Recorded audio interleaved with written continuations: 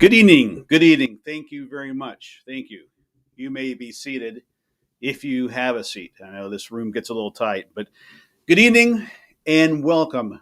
Welcome all to the People's House.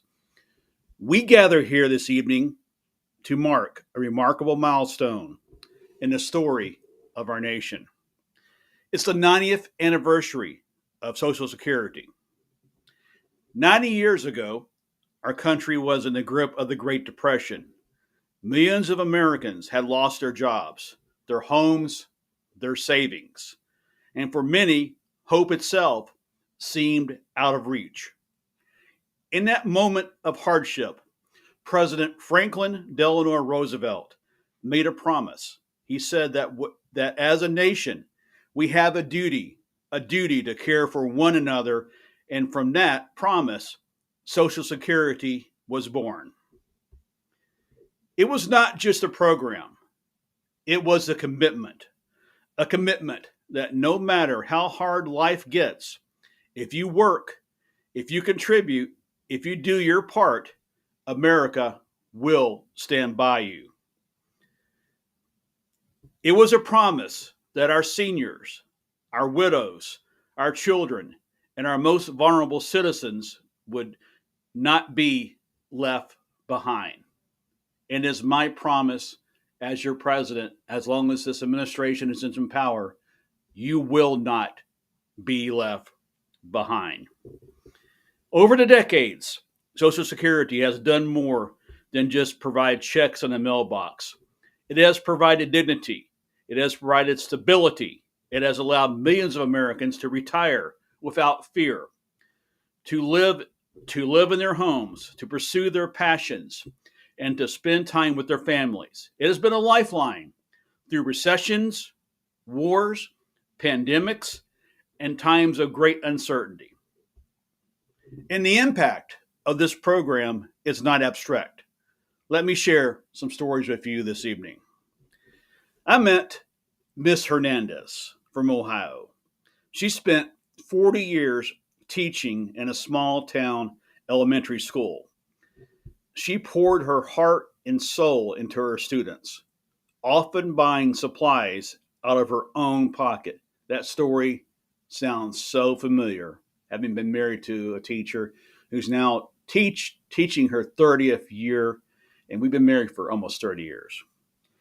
You know, when she retired, Social Security allowed her to stay in the home she had, raise her children, and every morning she walks past the playground and remembers the hundreds of children whose lives she touched.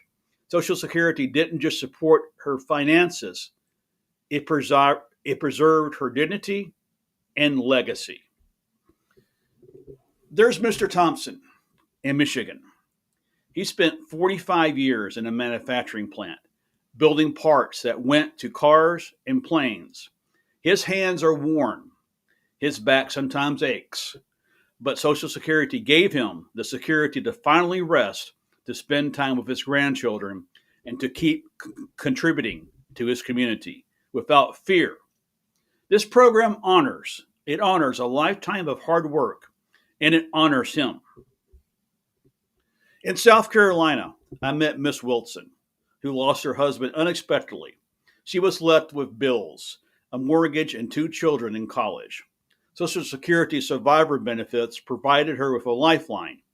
It didn't erase her grief by any means, but it gave her breathing room to keep her family together, to keep pursuing her dreams, and to provide stability when everything else felt uncertain.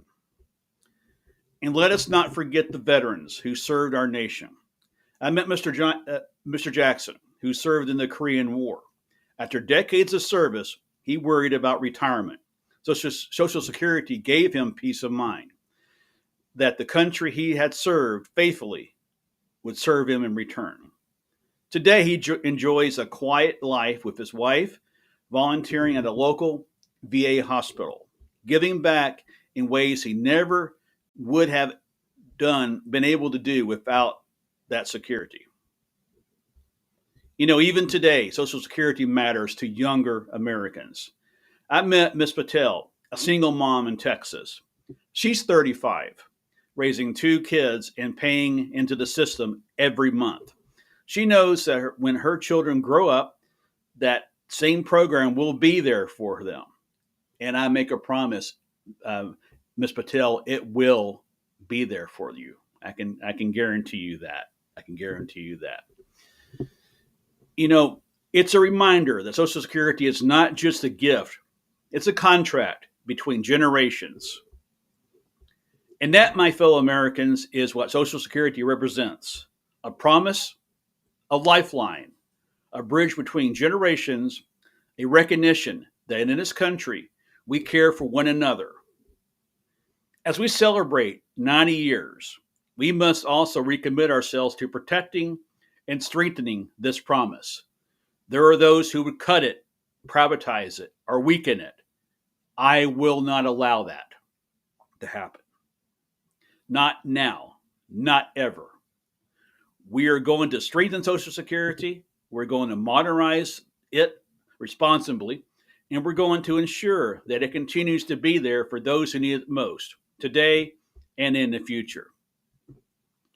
90 years ago, Social Security began as a promise in a time of crisis.